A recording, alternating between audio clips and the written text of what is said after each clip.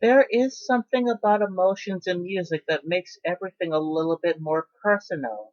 As I said in my last video, there is something interesting about when someone's art is tied into their emotions. Personal issues are what gravitate me toward anything, especially when it concerns music. It makes up for a blueprint of what's going on in the musician's head, a reflection of the times in their lives. It is a picture in time that tells a story in the period, a journey of a creation, whether it's a story about their own lives, inner turmoil involving people close to them, or straight up depression. Creator breakdowns are very common in music, though it happens in books, TV shows, and movies, and may be needed for one to recover and getting back on their feet. This is a trope called creator recovery, which is when things become a little bit more optimistic, not as dark or not as harsh as their previous output. This trope shows that there is light at the end of the tunnel, that everyone and anyone can pull through from that dark light, and sometimes you need a creative breakdown to make a recovery. Everyone has went into a period of mourning, whether it's in the past, right now, or in the future. Loss is a part of life, and we are wondering how we can adjust. Everyone tries to put the best foot forward, but that loss is still present in our souls. But what can we do with this absence of a loved one? Do we act out? Do we become depressed? Do we talk to someone close to us? We all have different ways of getting through the grieving process, but some people create. Some don't know how to convey loss through emotion or action, so they create. It may be on point with their emotion. We understand what they're going through when we see the result of the final product, whether it's subtle and barely noticeable, or right in front of us and hard to miss. It happens in all sorts of art forms, even in music.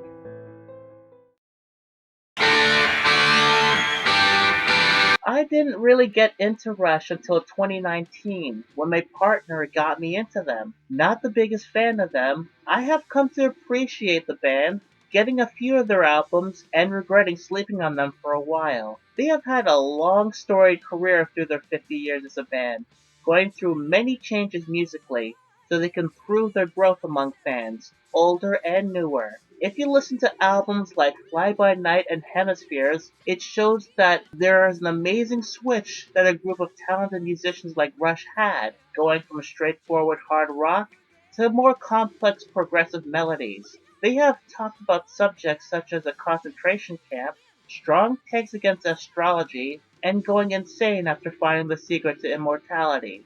Despite these differences throughout the years, they were usually committed to what they were doing in the moment, and, as far as we know, they didn't have many major blow-ups that would end the band. They did have a few songs that they regretted, but they were very far and few between. Though they would split up in 2018, and it would be impossible to reunite since drummer Neil Peart passed away 2 years later, there was a time in their career where a creator breakdown would rear its head.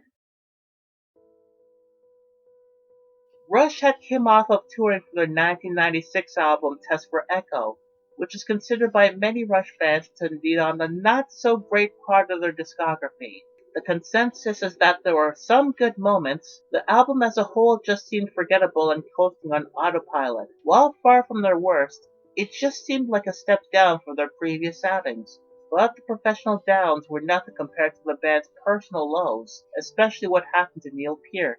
On August 10, 1997, Neil's first daughter, Selena Taylor, was on her way to a Toronto university when she was killed in a single car crash at the age of 19. Then, 10 months later, his common-law wife, Jacqueline Taylor, died of cancer. Neil states that Jacqueline's death was a slow suicide by apathy after her daughter's death.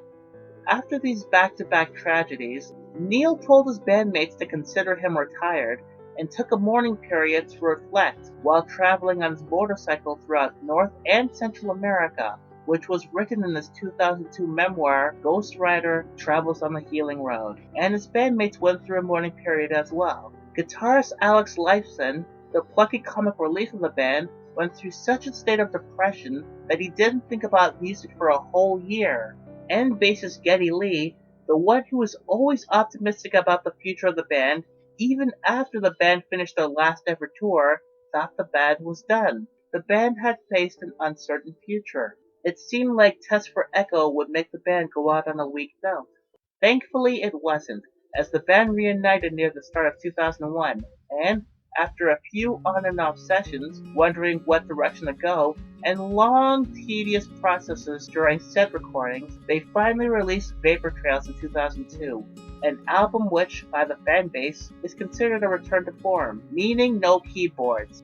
The keyboards were a staple for the band since 2112, which was refreshing at first, but by the time the 90s hit, many agreed that it long overstayed its welcome. Another thing that people agree on is that this is the heaviest album in Rush's career, musically and lyrically. It's chock full of songs that deal with grief in wake of the tragedies. Ghost Rider is about Neil working his feelings and trying to move forward. The Stars Look Down is about questioning faith due to tragic events. Secret Touch is about not knowing if one would ever find love again. How It Is about feeling trapped and not seeing a way out. Vapor Trail is about how loved ones can be taken away. Earthshine is a love song about love and loss. And Peaceful Kingdom is about terrorism, also a response to the 9/11 attacks. All these topics add up to the darkest album Rush has ever done. It's very angry, very sad, but at the same time very beautiful.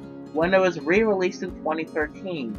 The original release suffered from major clipping, and some of the tracks featured instrumentation that was barely heard. Even the band thought the clipping was bad, and re-released it when it was fixed. Despite the darker tone that this album has, some of the songs sound so beautiful. The chorus to The Stars Look Down is like a light dream, and the same can be said for the chorus for How It Is.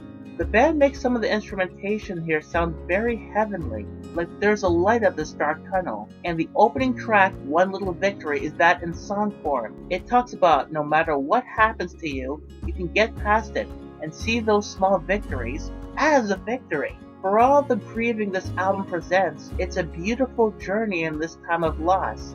It's angry, sure, but it's not aggressive. It's heavy, but it's beautifully heavy.